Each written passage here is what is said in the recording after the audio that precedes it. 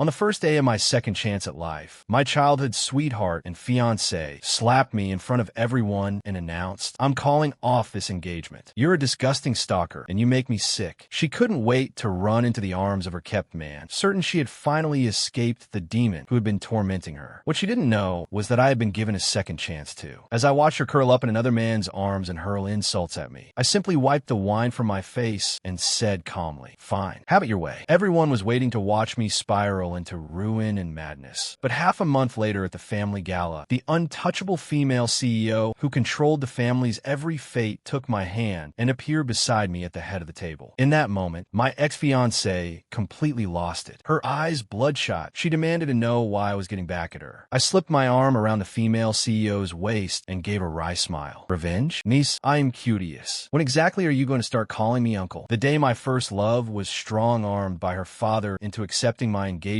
proposal, her first love had died in a car crash on his way to meet her after we got engaged. She spent every night haunting different clubs, and the gossip never stopped. She turned me into the biggest joke in our entire social circle when I finally confronted Tina about it. She just shot me a sarcastic smirk. She said that since someone had to die, just so she could end up with me, I ought to just accept the resentment and wait for an accident to take care of things. Both Tina and I were given a second chance. Sent back to the moment right before the engagement was supposed to happen, she didn't waste a second. She grabbed her first love's hand and called off the engagement with me right there in front of everyone later on. I made it known that the engagement would still proceed as originally scheduled. Tina coldly informed me that forcing her was pointless and that she wouldn't be showing up to the engagement party. I stayed quiet, caught between whether or not to break the news that my new fiancée was actually her aunt. I was completely stunned as the familiar scene played out before me. Tina's grandmother, seated at the head of the table, spoke calmly. "Since you'll be graduating from college soon, now seems like the right moment to set a date for the engagement." That was the exact moment I finally understood that I had been given a second chance at life before I could make any sense of the chaos in my head. A familiar voice cut in beside me. "I disagree." Tina, calm and completely at ease, said something utterly different from what she had said in our previous life. "I have someone I care about, and it's not Edward." She shot a glance my way. "This engagement is off." It hit me then that I wasn't the only one who had returned from the dead. Tina's grandmother struggled to contain her fury. "And just who do you think you are to challenge me like this?" Tina smiled and turned to me, her voice dripping with nonchalance. "I told you I don't like you, so why do you still want to marry me? Are you out of your mind?" The very next second, Tina's grandmother hurled her chopsticks at her and yelled, "You ungrateful brat." Tina rose slowly to her feet. "You only want me to marry him, so I'll produce an heir, don't you?" Her smile turned mocking. "If that's the case, why don't I just drag him into a bedroom tonight?" She succeeded in enraging her grandmother completely. The old woman flung her water glass, and it struck Tina right on the forehead. The girl let out a bitter, self-mocking laugh, shot me a completely blank look, and then walked out. "Edward, go after her and bring her back for me." Tina's grandmother was panting heavily as she pushed me. With everyone else chiming in, I reluctantly got up and followed Tina outside. I had planned to head straight back to campus, but the moment I stepped out of the restaurant, I came face to face with Tina and her first love. "Eric, what do you want?" Tina stepped in front of Eric and stared at me with cold, distant eyes. In our previous life, Eric had received an anonymous message about our engagement and then gotten into a car crash. Tina had always been convinced that I was the one who sent it. I kept my voice flat and professional. "Grandma told me to bring you back inside." Eric tugged nervously at her sleeve. "Tina, don't go back in there." Tina softly touched his face to soothe him, then turned to me. "I've already said what I needed to say. I'm not getting engaged to you." Her irritation was plain to see. "And please, stop bothering me." Her resolve actually came as a relief. In this life, I wouldn't be shackled to her. Whatever feelings I'd once had for Tina had long since shriveled up, withered by every public humiliation she had put me through in our past life. I was about to step past them and go back to campus when Eric called out after me. "Edward, can you promise me something?" I halted. "Promise you what?" He bit his lip nervously. "Promise me you'll leave Tina alone. When I went to your dorm to look around last time, I happened to see your journal. Didn't it say you liked Tina?" Eric's voice was soft but resolute. "I'm telling you this as Tina's current boyfriend. Stay away from her." I took a step forward and locked eyes with him. He went through my personal belongings. In high school, I always kept that journal in my desk drawer. Eric shrank back, clearly unnerved. It was just a standard check. Tina furrowed her brow and stepped in front of him. "That's enough, Edward. He didn't mean any harm." She murmured to reassure Eric. "He doesn't need to promise anything. I don't like him, so his pestering me is completely pointless." With that, she turned to leave with Eric. That journal held so many things I had never been able to say out loud. How could he rifle through someone else's private possessions and then act so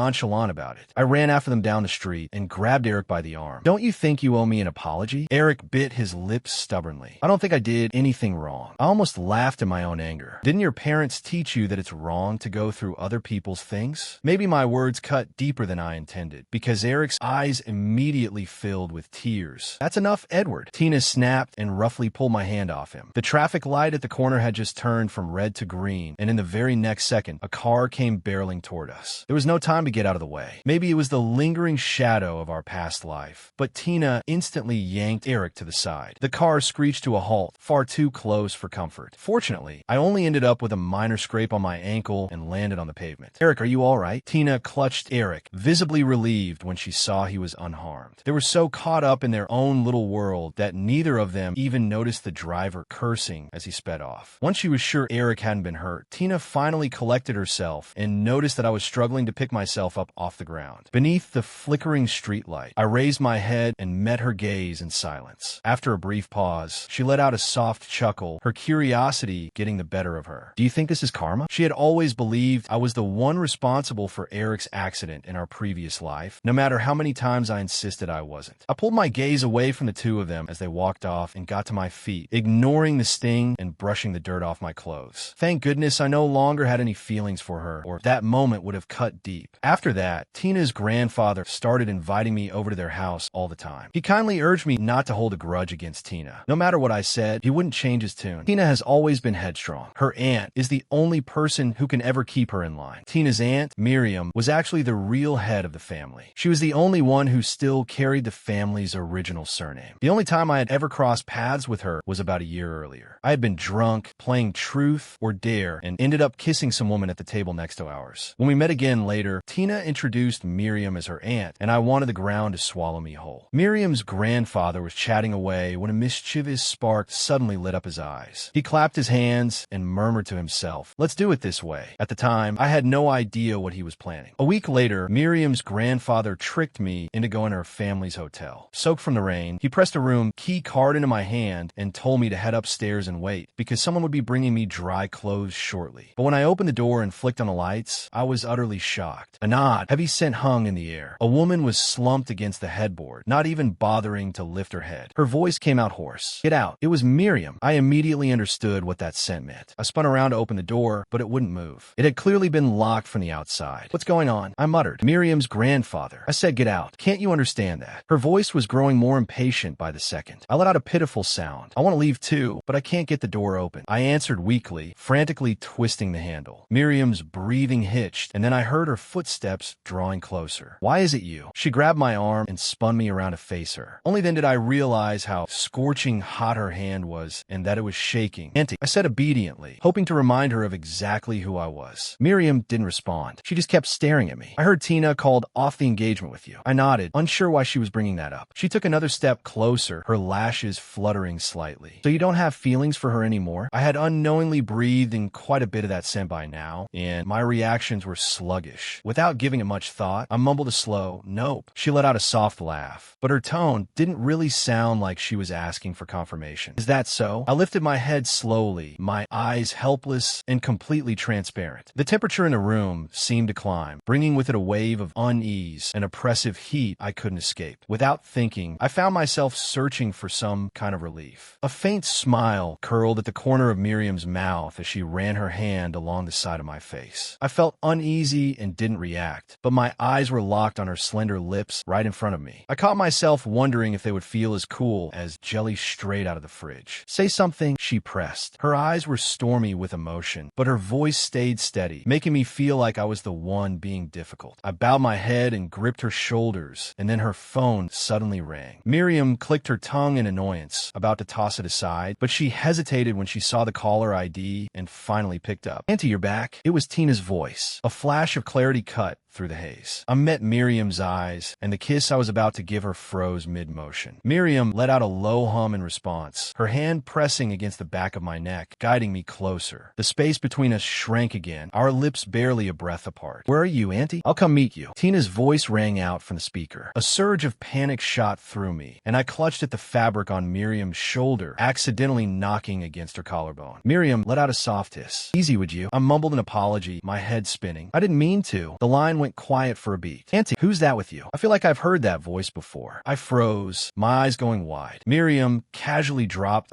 your uncle-to-be, and then ended the call. I wasn't paying attention to that. I couldn't get my bearings, completely absorbed by the woman in front of me. Miriam guided me deeper into the room, a hint of curiosity in her voice as she asked, "What are you after?" Then she perched on the edge of the bed, settling onto my lap. I nodded earnestly and leaned in to kiss her, but Miriam smiled and turned her head away. I'm too old for the hit-and-run game. Once this is done, 6 years older than me, apparently old enough to call herself too old. So if you're not going to take responsibility, I will absolutely call the police. Understood. It felt like standing beneath a plum tree, my throat dry and my eyes starving for that ripe, juicy fruit. Thirst couldn't be satisfied by just staring. I had to taste it. After I gave her several assurances, that plum finally touched my lips. I kissed her softly, but drew back almost right away. Miriam instinctively leaned in after me, but caught herself just before our lips met again. If you're going to be that half-hearted, don't even bother. Her easygoing voice coaxed me gently. Open your mouth. Lean closer. I looped my arms around her neck and pulled myself closer. This time, slipping away wasn't going to be so easy. She held me tight, fierce and demanding. Meanwhile, Tina had ended the call and was already at the front door. Still mulling over the familiar-sounding male voice she had heard on the phone, Tina walked in, distracted, and spotted Miriam's grandfather sitting on the couch eating an apple. He stared at her like he'd just seen a ghost. "Oh, Tina, what are you doing here?" "No classes today, so I came by to see you." Miriam's grandfather realized something had gone wrong and quickly checked his phone. To his horror, he saw that he had accidentally sent the message meant for Tina to Miriam instead, and it had already been over an hour. Miriam's grandfather's mind went completely blank. He was supposed to have set Tina up at that hotel, but things had taken a wildly different turn. "Don't try to set me up with Edward anymore, all right?" Tina had braced herself for one of her grandfather's lectures, but this time, oddly enough, he stayed quiet for a long moment before simply nodding in agreement. "I'm actually thinking of setting Edward up with your aunt instead." Tina froze, her phone still in her hand, a tangled storm of emotions rising inside her. Years of being tangled up with Edward had made her unconsciously view him as her fiancé, her property. The news that he might marry someone else stirred up an unexpected wave of agitation. She coolly shot down the idea on Edward's behalf. "Not going to happen. Aunt doesn't like Edward, and he already has someone else he cares about." Miriam's grandfather let out a scoff. "Why do you even care if you're with Eric?" "I was planning to track Eric down once he got engaged and tell him everything, so he'd back off for good." Tina went rigid, her phone slipping from her grasp. "What did you just say?" So that message in her past life hadn't been from Edward at all. What she didn't realize was that the aunt she had always looked down on had been trying to win me over. The Miriam I knew was always so reserved. I didn't grasp the deeper meaning behind all her questions in that conversation. She gently pried my white-knuckled grip off the pillow, lacing her fingers through mine. Looking down at me, she asked softly, "Who am I?" I tried to dodge the question, but she made me meet her gaze. Beads of sweat rolled from her forehead down through her damp hair, and those clear eyes of hers were impossibly captivating. She slowly asked, "Want to take a look in the mirror?" I reluctantly did as she said, "Miriam." Say it again. "Miriam." How pathetic was I? Why couldn't I have just blacked out like they do in those novels? Instead, I had to endure all of this fully conscious. Fortunately, I had my back to Miriam and was faking sleep. "Stop pretending. I know you're awake." Her gentle voice broke through my carefully constructed facade. I squeezed my eyes shut, determined to play dead until the very end. Miriam let out a soft snicker. "Forget it, then." But then she grabbed my wrist, and I instantly shot up, my eyes flying open. "I am awake. Ich snapped." She just stared at me, and I felt my ears start to burn. I pressed my lips together and stayed quiet. Miriam got up, tying her robe loosely around herself. She walked over to the cabinet and picked up her phone. A few seconds later, she turned the screen to face me. The giant 911 on the screen sent my blood pressure through the roof. The woman wore an amused expression. "Remember what I told you earlier? Was she actually going to report me for taking advantage of her?" Right as I was scrambling to figure out how to handle this, a sudden knock landed on the door. "Edward, I know you're in there. Open up. I need to talk to you." It was Tina. Just my luck. I stared at the door, completely at a loss. Tina kept rambling on outside, and Miriam finally lost her patience. With a slight frown, she just pulled the door open. "What is it that you need to bother us about now?" Tina froze for a second. "And why are you here? Didn't Grandpa say Edward was here?" Lying there in bed, a wave of hopelessness washed over me. Even without hearing Miriam's response, I could already picture the disaster that was about to unfold, until Tina asked, "Auntie, is your boyfriend in there with you?" Tina recalled the phone call she had made earlier. "Grandpa must have gotten things mixed up. I'll go check Edward's place instead." She smiled apologetically. "Sorry to bother you and my uncle-to-be. Send him my best." It wasn't until Miriam closed the door that I fully grasped what had just happened. Had Tina's obliviousness actually actually saved us from an unavoidable disaster? Out of the corner of my eye, I saw Miriam approaching. I quickly grabbed my phone and pretended to be busy, desperate to avoid the conversation we'd been having. What are you doing? I bit my lip. Buying medicine. Miriam raised an eyebrow. What kind? I hesitated for a second or two, then decided not to hide it. Birth control. A soft laugh drifted down from above me. Her lazy eyes held a hint of amusement, and her words dripped with nonchalance. Why would I need that? I gripped the blanket tight, irritation flaring. Because of me. What's gotten into you? Miriam's expression was so calm that I felt an odd pang of grievance. I didn't have the energy to argue anymore, so I just looked down in silence and kept scrolling for the pills. She took the phone out of my hand and tossed it aside. Then she brushed her fingers over my slightly reddened eyes, her voice unusually soft. Don't worry, I already took it. I was stunned, trying to remember that part. Miriam must have thought I didn't believe her because she patiently added every single time. She even pointed at the trash can and joked. Want to take a look? I didn't actually check, but I finally started piecing together fragments of memory. Under the influence of that strange scent Miriam's grandfather had set up, I had been acting like I'd never seen a woman before. Miriam had been dodging my kisses, coaxing me gently. Hold on a little longer. I chased after her, mumbling, I can't wait. Miriam, she took a deep breath and reached for something on the nightstand, then touched her ear and asked, no more kisses? The restraint in Miriam's eyes finally cracked. Can't let you keep breathing that in. I was confused, but a moment later, right before she kissed me again, she explained, I can't handle it. I've been so mortified by this point that I was practically numb. So when Miriam asked me to carry her to the bathroom, I hesitated for a second. Then she opened her arms and said, well, go ahead, be my guest. A soft chuckle escaped Miriam's lips. She nuzzled into my neck as I carried her toward the bathroom. Ma'am, you're welcome. That day, Miriam asked me one more time if I would take responsibility for her. Noticing my hesitation, she didn't push further. She only said, your father's company is having cash flow issues, and Tina broke off the engagement. Your family will find you a new match soon enough. The next morning, on my way home, I was still turning Miriam's words over in my head. But when I spotted Tina waiting downstairs, I pushed those thoughts aside for the time being. Exhaustion was plain in the girl's eyes, and her voice was even colder than the morning fog. Explain why you didn't answer your phone all night. You never came home. Where were you? I looked away from her. That's none of your business. After leaving the hotel yesterday afternoon, I had been too drained to face my father, so I'd gone to one of the apartments I kept nearby. There was no need to explain all of that to Tina, but as she stepped closer, the coldness radiating off her grew even sharper. None of your business? She echoed. She gave a thin, brittle smile. Edward, we haven't officially announced that the engagement is off to anyone yet. I'm still your fiancé, and you spending the night away from home isn't my business. Tina spoke with the kind of easy familiarity that came from our past life together. This wasn't the first time something like this had happened. Back during my internship, I had to go on a sudden one-day business trip with my boss. No one had been informed. On the third day, I found Tina waiting outside my apartment building. She still had lipstick marks on her neck from the night before, yet she still demanded to know where I had been, her anger blazing. The woman in front of me blended seamlessly with the one in my memories. I stared at her in disbelief. You publicly took Eric as your man before you even officially called off our engagement, didn't you? I said. Tina held my gaze for a long, uncomfortable moment, clearly irritated. Then she gave a cold smirk. Do you know what bothers me the most about you? Her eyes were sharp, both examining and judging me. It's your childish jealousy and the way you don't even try to hide it. Don't you think you're being completely insufferable? Edward, I was caught off guard for a second. I had only been stating facts to counter her accusations, and I hadn't expected her to twist it into jealousy. Tina shook her head and took a step back to put some distance between us. I thought maybe I had you all wrong, but even if you didn't send that message, you're still jealous. You really can't hold a candle to Eric. With that parting shot, she turned to leave, shooting me a disappointed glare. Tina, I called after her just as she was about to walk away. Even if I am jealous, it's not because of you. You really are full of yourself. Stop coming around. If you show up near me again, I'll call the police. I turned around and walked back to my apartment without glancing over my shoulder. Jealousy and losing control. I had heard those accusations so many times before. Tina's treatment of me had shifted from harsh accusations to casual mockery. Now that I was able to step back and look at it all without any lingering feelings for her, I realized I had wasted far too much time getting tangled up in her mess. After that day, Tina went ahead and announced the cancellation of our engagement on her own. Miriam had been right. The very next day, my father was already eager to introduce me to a new marriage prospect. I had originally planned to just go through the motions and meet her briefly, but things took an unexpected turn right from the start. Honestly, you're kind of my type, my date said bluntly. My date, Lily, was being completely candid there in the restaurant, but I couldn't bring myself to say a word. If I told her that her $30,000 shoes couldn't hide her unpleasant smell, and it was killing my appetite, she would probably walk out on the spot. And then my father would tear me apart. While I was still debating what to do, a familiar voice cut in and answered for me. "Who do you like?" I looked up instinctively. Miriam had a scarf draped over her arm, and her wavy hair tumbled loosely over her chest, just slightly tousled. She carried that effortless, elegant poise that only years of high society could cultivate. She gave Lily a smile that wasn't exactly warm. "Miriam, what a coincidence. I'm actually on a blind date right now," Lily replied. Lily shot to her feet almost immediately. A scorching gaze landed on me. If Miriam's stare could be measured in degrees, I would have been sizzling on the spot. "Miriam, would you like to join us for a bite?" Lily offered courteously. Since Miriam hadn't walked away, she actually pulled out a chair and sat down. "You two go on. Pretend I'm not even here." Miriam toyed with her fork, lazily nudging the broccoli around her plate. I turned to Lily and nodded. "Overall, I'm fairly satisfied with you. But there's one thing that's really important to me, and I have to ask." She hesitated, looking awkward, and then blurted out, "Is it still your first time?" I was completely floored. "What?" I asked. She pursed her lips, looking slightly embarrassed. "Because it matters to me, that's all." Miriam paused mid-motion. My hand curled into a tight fist under the table, and a wave of raw, exposed discomfort washed over me. I opened my mouth to say something, but out of the corner of my eye, I saw Miriam's fork tap lightly against the table. "What's the matter, Miriam? Not hungry? I can order you something else," Lily offered. Miriam let out a cold laugh. "No, I just find you fascinating. How does someone who sleeps with a different man every single night have the nerve to demand that a man stay untouched until you deign to make up your mind?" Lily's face flushed, but she stood her ground. "Miriam, you don't understand. His family is practically auctioning him off. I'm lowering my standards just because he happens to be decent looking. To be perfectly honest, even if I insisted he follow all the traditional virtues of a good spouse after we're married, Edward wouldn't have any choice but to go along with it." I listened quietly and reached for the bowl of soup in front of me. My next move might very well be to dump it over her head. I had held myself together all night, but this was the breaking point. Miriam must have sensed what I was about to do, because she reached over and moved the soup out of my reach. Then she slid the bowl in front of Lily and pointed at it with a laugh. "Take a good look at yourself. Can you even see who you really are?" In the very next second, she unexpectedly shoved Lily's face down toward the rim of the soup bowl. Miriam's eyes gleamed with a defiant, almost rebellious fire. "He doesn't even think I'm good enough for him. So who the hell are you? You're just putting on airs by clinging to your family's faded past glory." Finally, Miriam released Lily, who was sputtering and choking on the soup. She leaned back in her chair and calmly wiped the soup splatters off her hand. Without even glancing up, she issued a command. "Get out. Tell your father to come explain himself to me personally tomorrow." She didn't raise her eyes to meet mine until Lily had fled the scene. At that moment, I was resting my chin in my palm, watching her with a grin spreading across my face. She let out an awkward snort. "What are you smirking about? You literally just slept with me, and now you're out here meeting someone new. I haven't even had a chance to call you out on it yet." The mention of that night made guilt wash over me. With Lily's foot odor blessedly gone, my appetite suddenly returned in full force. I ate and drank heavily, and by the time the check came, I was already well on my way to being drunk. It's fine. Miriam, I got this. I'll pay." I was taking the whole tradition of fighting for the check to an entirely new level of absurdity. The waiter remained professional, offering a polite smile. "That won't be necessary, Mr. Edwards. Miss Miriam always takes care of the tab." I froze, blinking, with my payment code still pulled up on my phone. Miriam didn't give me a chance to respond and walked over. "Can you walk on your own?" I considered the question for a moment, then mustered every ounce of boldness I had. "If you hold me while we walk, I might reluctantly agree." Miriam let out a soft chuckle, took my hand right there in plain view, and strode off with confidence. Her familiar, sweet fragrance wrapped around me, filling the air. It washed away the weariness that Lily had left me with. My nose was practically pressed against Miriam's collarbone, and before I could stop myself, I leaned in and breathed her in again. Miriam glanced down at me, her voice perfectly level. "Are you getting clingy just because I've already forgiven you?" Even as she said it, she tightened her grip on my hand. I was drifting along beside her, drowsy and content, until a familiar voice cut through the moment. "Auntie, what are you doing with Edward?" Tina was staring at me with a complicated look on her face, with Eric standing right next to her. Miriam shot her a brief glance. "Do I need to clear my company with you?" Tina pressed her lips into a thin line, her gaze dropping to our intertwined hands. "Edward's drunk, isn't he? That's just how he is. A little alcohol and he's out cold. I know him pretty well. Let me handle him. Otherwise, he'll get out of control and cause trouble for you." Hearing that, I snapped a little more awake, glancing at Miriam, who showed no sign of releasing me, and then at Tina. Our eyes locked, and Tina's expression suddenly soured. My feigned courage evaporated in an instant, and I clung desperately to Miriam's arm, whispering, "You can't hand me over to her." Miriam laughed, her chest vibrating with the sound, and then she simply said 2 words, "Let's go," and she walked away, pulling me along with her. The next thing I remembered was the following morning. I rubbed my throbbing head and headed downstairs, bracing myself for the inevitable. I was fully prepared for my father to tear into me, but seeing him so calm and cordial was more terrifying than running into a ghost. "Edward, did you sleep well?" I didn't dare say a single word. My son, doing so well for himself, even landing a top-tier match. I hesitated for a moment, then asked carefully, "Are you planning to make me marry that 57-year-old Mr. Wong?" My father's smile instantly froze. "Being with Miriam has turned you from a fool into someone with endurance. It's different." I was completely stunned, and then a flood of forgotten memories came rushing back. Last night, Miriam had driven me home. I fumbled uselessly with the seatbelt, and Miriam leaned over to help me. I happened to look up at just that moment, and my lips grazed against hers. Miriam didn't pull away. Her eyes slowly drifted down to just below my nose. In that tiny space between us, the sound of our breathing only made the tension thicker. Just when I thought Miriam might actually make a move, she pulled back with a mocking smile. "I'm not giving you another chance to get something out of me without any strings attached." Emboldened by the alcohol, I found myself mesmerized by her lips. Even feeling completely defeated, I still remembered that she was an incredible kisser. To avoid any more kissing, Miriam kept me at arm's length and very properly guided me into the house. My father was startled to see Miriam, but he quickly masked it with a warm smile. I couldn't remember much of what they'd said to each other. The only thing that stuck was Miriam leaning into my ear and whispering so that only I could hear, "Marry me, and I'll let you kiss me." As if she was afraid I'd turn her down, she sweetened the offer. "As much as you want." Was she taking me for an idiot? The mention of marriage snapped me back to reality for a moment. The Miriam who had sent Lily packing had already made my heart race, and my father pushing for an advantageous union was a given for the family. In the end, right there in front of everyone, in a rare moment of lucidity, I agreed to marry Miriam. Yes, at first it was purely an alliance. Even with the small spark of affection I felt, I still viewed it as a marriage of convenience, a decision reached after carefully weighing the pros and cons. Much later, I would come to realize that everything Miriam had done for me was born of love. Maybe if I'd had a choice, or if I'd figured it out sooner, things might have turned out differently. But the outcome would have been the same no matter what. In every version of events, I would still fall in love with Miriam and marry her. That was the one constant. Miriam's grandfather, probably still feeling guilty, hadn't reached out to me since that room key fiasco. But when Miriam and I finally set a date for our engagement, he called and asked me to join him for lunch. When I arrived, Tina was already there. Miriam was still on her way. Miriam's grandfather, a little flustered, met me just a few steps from the door.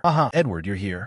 Watching him force out that awkward laugh, I was completely at a loss for words. Once it was just Tina and me alone in the living room, she frowned and said, "So you're here to talk about your engagement today?" I nodded, not eager to elaborate. "So do you think that's fair?" I could hear the irritation creeping into her voice. I stared at her in utter confusion. "I'll admit it, I'm starting to have some feelings for you now. But trying to force me in a marriage through family pressure is only going to backfire on you. You know that?" I was so stunned, I couldn't even formulate a response. Tina stood up, smoothing down her hoodie, still acting every bit the queen she thought she was. "Forcing me into this marriage won't work. If I don't show up to the engagement party, you'll be the one left in an awkward position." I opened my mouth, then closed it again. We were at Miriam's family home. It wouldn't exactly be polite to just start cursing her out right here, would it? Tina's composure finally shattered at the dinner table. The clatter of chopsticks hitting the floor made her jolt. "What did you just say?" "Auntie and Edward are engaged." She let out a ridiculous, disbelieving laugh. "Come on, you're joking, right? They're not even from the same generation." Miriam just nodded as if it were the most obvious thing in the world. "And soon you won't be in the same generation either. You should start practicing calling him uncle." I was still debating whether to shoot Tina a wise and forgiving elder's glance when she suddenly shoved her bowl aside and stormed off to her room in a huff. Later that night, Miriam had had a few drinks. The moment we got into the car, she asked the driver to raise the partition. My internal alarms went off immediately. But then Tina, who had followed us out, cut in with a probing question. "Are you really sure you want to marry him, Auntie?" Miriam leaned back lazily in her seat and rolled down the window. Tina's gaze swept right past her and landed squarely on me, a mocking glint in her eyes as if she could already picture me crashing and burning. "Auntie, you might not be aware, but the man you're about to marry used to be completely, totally obsessed with me." Miriam kept her head lowered, her expression unreadable. For some reason, a knot of anxiety tightened in my chest. Tina caught my reaction and let out a laugh, her tone growing even more relaxed. "Edward has this this journal filled from cover to cover with every detail about his infatuation with me. Annie, are you really sure you want to marry a guy who used to have a crush on your own niece? My hand, resting on the seat, clenched tighter with every word that left her mouth. Tina was Miriam's niece, after all. The likelihood of Miriam taking my side was far lower than her siding with Tina, especially after Tina had just humiliated her like that. Miriam draped one hand over the edge of the window and gave a slight lift of her wrist, signaling me to look at Tina. When our eyes met, Tina wore a look of triumph. See, Edward, Auntie's just telling you to get lost and come with me. There's no way she'd pick you over me. Miriam completely ignored her and turned to me. Did you catch every one of her insults just now? Unsure of where she was going with this, I just gave a silent nod. A shadow fell over me as Miriam leaned in, the faintest smile curling at the corner of her mouth. Her voice was almost hypnotic. Then don't be a coward. Insult her right back. Stunned, I looked up at her in disbelief. I'm not just here to fight your battles for you. I'm here to give you the confidence to do whatever the hell you want. She narrowed her eyes just a fraction and raised an eyebrow. Right now, for instance, wouldn't it feel better to throw it right back at her yourself? She had me completely sold. As if possessed, I leaned out the window, but before I opened my mouth, I turned to Miriam for confirmation. You've really got my back? Her nod was barely perceptible, almost a whisper. I pressed my lips into a hard line and fixed my stare on Tina. The hand I had resting on the window frame curled into a fist. After a moment of eerie silence, I let it rip. Go to hell, Tina. My biggest regret in life is that stupid journal. Tomorrow I'm buying a new one and filling every single page with every curse I can think of, all for you. Tina's face shifted, clearly not expecting that kind of reaction from Miriam. She glared at me, her gaze as fierce as a thunderstorm. Even as the car pulled away, I was still riding the adrenaline high, feeling like I had just won a long overdue victory. I hadn't even realized how far I had leaned toward Miriam just to hurl that insult at Tina. Now I was practically pressed right up against her. Feel better now? Her amused smile carried a playful, almost teasing edge. That question had layers. Was she asking about the satisfaction of cursing out Tina, or the fact that I was practically sitting in her lap right now? Just as I tried to casually lean back, the driver slammed on the brakes. I nearly yelped. I yanked my hand away as quickly as I could, but she wouldn't let go, pulling me right back into her embrace. Miriam was clearly settling the score. Her warm breath ghosted over my palm, sending a tickling sensation through my skin. But it wasn't just my palm that was tingling. It was my heart, too. Her low voice filtered through my fingers. I drew back and met her eyes, uncertain. Miriam looked thoroughly amused. Why don't we find another place to pick this up? The moonlight traced the contours of her eyes, sharp and elegant, like snow-covered pines in midwinter. The wild, uneven pounding of my heart easily cracked through my carefully faked composure. I knew she had me completely before I even registered that I was leaning into her shoulder. Our eyes wandered down to each other's lips, almost instinctively, until they finally met. I was trying to remember every detail from that day we had kissed in a drunken haze. But maybe because Miriam had been drinking this time around, she took charge immediately. She gripped my chin firmly and pried my mouth open, shifting angles every so often, pulling back briefly to tilt her head to the other side, and then diving back in. Halfway through, a flicker of clarity surfaced. I tried pushing her shoulder back. The driver can't hear us, Miriam whispered, her breath coming in short gasps. Let's keep going. And with that, she pulled me right back into her intoxicating embrace. Tina and Eric never ended up together. That news came directly from her when she found me at a cafe where I was working on a group project. The chair across from me was pulled out and someone took a seat. I heard from Grandpa that you and Miriam are planning to tie the knots soon. That was the first time I had ever heard Tina use her aunt's full name. So I looked up at her. There was a sadness in her eyes that even her striking beauty couldn't hide. I had a dream once, Edward. She let out a dry chuckle and shook her head. In that dream, I misunderstood you and did a lot of things that ended up hurting you. The only good part was that in the dream, you still liked me. She dropped her gaze, a bitter smile tugging at her lips. I guess dreams really are the opposite of reality. I haven't even done anything to you in this life, and you've already stopped liking me. I didn't have the energy to keep going back and forth with her about meaningless things anymore. But then I suddenly remembered something and pulled a ring with my initial engraved on it out of my bag. I was about to hand it back to Tina, but she looked at the ring and said quietly, "So the two of you even bought matching rings." It was a simple sentence, yet I felt like I was missing something. But Tina went on, "I saw the matching women's ring at Miriam's place last time. I just didn't expect the men's one to be in your hands. I felt like I was drowning underwater, suffocating, and her voice seemed to come from far away, dragging me into memories even more distant. In that past life, I had sensed that Tina was starting to fall for Eric. I was hurt, but I didn't want to stand in her way. Just as I was about to talk to her about it, I received this gift box, and inside was this ring. ring. I had assumed it was a gift from Tina. It never even crossed my mind that it might have been from Miriam. That night, when Tina came to see me, I was so overjoyed that I hugged her and blurted out a bold confession. "Tina, I really like you." Tina didn't push me away. After a brief pause, she hugged me back. "I know," she said, "and you." I lifted my head from her embrace, full of hope. Tina pressed me back in her arms so I couldn't see her face. "I never said I didn't like you," she replied, her answer deliberately vague. That nuance went completely over my head at the time, thanks to the dopamine flooding my system. If it hadn't been for that ring, we probably would never have gotten engaged at all. Tina's question snapped me back to the present. My eyes dropped to the ring once more. I slid it onto my finger. "What did you just call me?" Tina didn't catch on that I was setting a trap for her, so I flashed her a smile I hadn't worn in a long time. "Remember to start calling me uncle-in-law soon." "Got it." Without another word, Tina walked away. I gave a small nod at her retreating back, satisfied that she wouldn't be coming around to bother me again. I didn't bring up the ring with Miriam right away, but a nagging question kept gnawing at me. If she had given me that ring, why hadn't she ever said anything? I stared at the ring and sifted through my old memories of Miriam, and then it hit me. On the day I had confessed to Tina, I had noticed a black sedan facing us from across the street. It had been too dark to see who was inside before it pulled away into the quiet night. And not long ago, I had spotted the exact same model of sedan in Miriam's garage. I realized then that she hadn't been silent at all. She had seen that I was already in love with someone else, so she chose not to interfere. But on the day of our engagement, Miriam put on that matching ring. The engagement party went off without a hitch, except for one thing a friend from my old internship said. His wife was 7 or 8 years older than him. He gave me this knowing look and said, "Dude, go easy on your wife, all right?" Then he patted me on the shoulder. I gave him a confused look. "Just a heads up, man. Older than you mean she ages faster too. You know," he whispered. "As women get older, they tire more easily." Miriam didn't let me drink a single drop that night, politely declining every toast on my behalf. The story about my fiancée was all anyone could talk about. My admiration for her hit a high point, only to come crashing down. In Miriam's apartment, she had me pinned to the couch, gently tapping my face. "So, how exactly are you claiming that she's old?" Her voice, thick with alcohol, came out low and husky, dangerously seductive. That's when I realized she had overheard the entire conversation. "I didn't mean it," I protested in a small, weak voice. "I was actually going to buy you some supplements. If I'd known it would nearly cost me my life, I would have kept my mouth shut." Later on, I had no idea how or when we'd moved from the couch to the bedroom. I buried my face in the pillow, and her hand, wearing that matching ring, rested over mine. Our interlaced fingers made the rings click softly together. "You like them young, don't you?" My voice was raw from shouting. Desperation sent me shaking my head furiously. "No, I only like you." Like a roller coaster that had screeched to an abrupt halt, everything felt eerily still. "Really?" Miriam stared at me, her eyes searching. Feeling a little shy, it took me forever to meet her clear, slightly anxious gaze. I sniffled and slowly reached up, looping my arms around her neck, and answered softly, "Really, Miriam, today is the day I'm sure I like you." That wasn't entirely accurate. Looking back, I'd like her yesterday, a month ago, and there had been plenty of moments in between. But today was the first time I'd said it out loud, so I decided to mark today as the first day of truly liking her. Miriam's long, slightly greedy kiss was her answer. Between breaths, she whispered softly. Mine started much earlier than that. The next afternoon, I was in the study, opening a fresh new journal I had set aside. I wrote down yesterday's date. Then, just for fun, I added, "Day 1 of liking Miriam. Nearly lost my life. Threat level, extreme. Planning to reduce my affection level by 0.1% today. If she lets me get a full night's sleep, I'll raise it by 10%. A sliver of sunlight crept across my hand, sliding from my ring finger to my index finger. I finally set the pen down. Just before closing the journal, something occurred to me. I flipped to the very first page and carefully wrote down a few words. Moments of heart flutter. So when Edward wrapped his arm around Miriam's waist and calmly accepted that title of uncle, the reason that comeback landed so hard was because he had truly stopped caring. True closure isn't about never seeing someone again. It's about standing in front of them and knowing that you are no longer a side character in their story. You're the lead in your own. If you were truly given a second chance at life, would you choose to go back and fix that obsession that left you bruised and broken? Or would you choose to set yourself free and embrace the warm light that has been waiting for you all along?